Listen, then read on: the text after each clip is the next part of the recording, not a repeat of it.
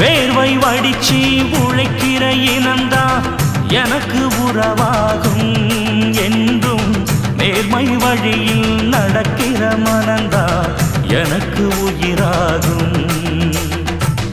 ஏழை சனங்க கொடுக்கிற வாழ்த்த நாளும் மதிப்பேனே. இங்கே ஊழை குடிக்கும் குடும்பங்கள் சிரிச்சா நானும் சிரிப்பேனே.